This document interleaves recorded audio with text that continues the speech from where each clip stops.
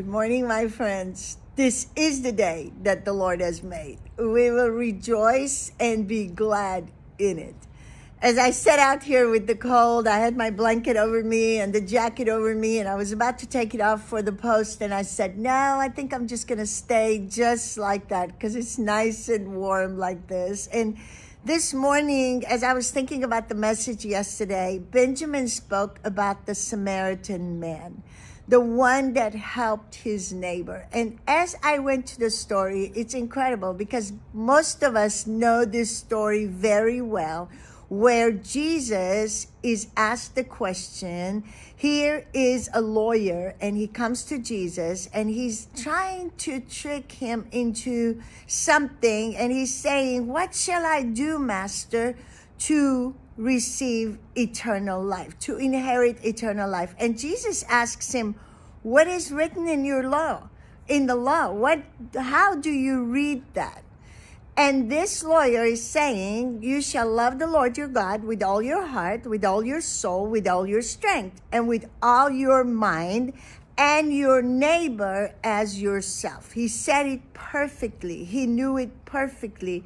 But Jesus wanted him to see something. And Jesus said to him, this you have answered right.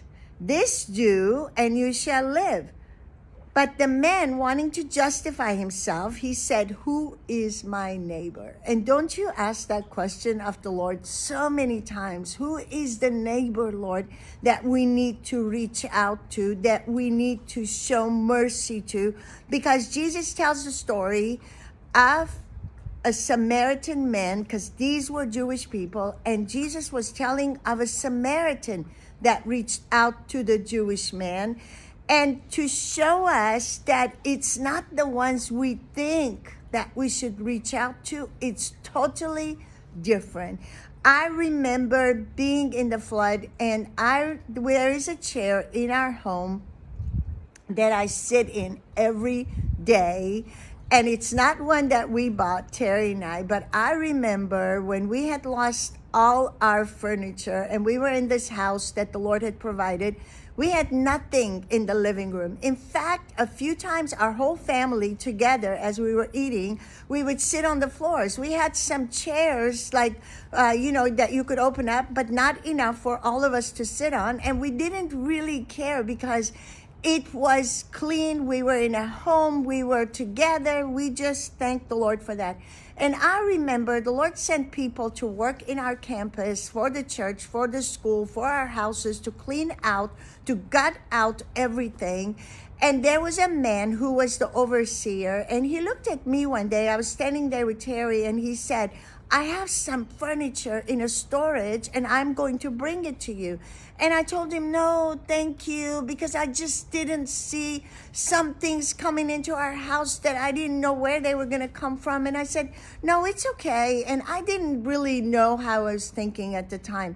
And then one morning, I'm coming out of the room, and I hear these noises in our living room, and I was like, who's in there? And I went, and Terry was talking to the overseer, and there was a truck outside, and they were bringing furniture in. The man had not even listened to my no, thank you, and he was bringing us furniture. And when we lived in that house for 8 months, we didn't buy any furniture, any extra furniture. We used all those things, sofas and chairs, and the kids loved it. One of the sofas had so many pillows on it, and they would throw all the pillows out and jump on it. And I remember when we were trying to get rid of all that stuff after we moved back to our homes, I wanted to keep 2 chairs that had meant a lot to me. One I had beside the window where I would look outside, and the Lord was restoring me in that chair, and another one that I sat in, and now we have it in our living room, and I just can't get rid of it because it's such a reminder of someone showing mercy when we were going through such a difficult time in our life. When you find people that need you, and at that moment the Lord will show you that's the one you need to show mercy to. Because at the end of the story, Jesus tells him or asks him, Who do you think was the neighbor in this story? Because there were three: the Levite, the priest, and then the Samaritan man who showed mercy to this man that was down and just beaten up and bloody. And the man said, because it's the one that showed mercy. And Jesus told him, go and do you the same. We are called to show mercy where God is pouring his mercy. It says his mercies are new every morning. So he's asking us to show mercy where we know that person or that one in our life today, whoever the Lord brings our way, is the one that needs our mercy.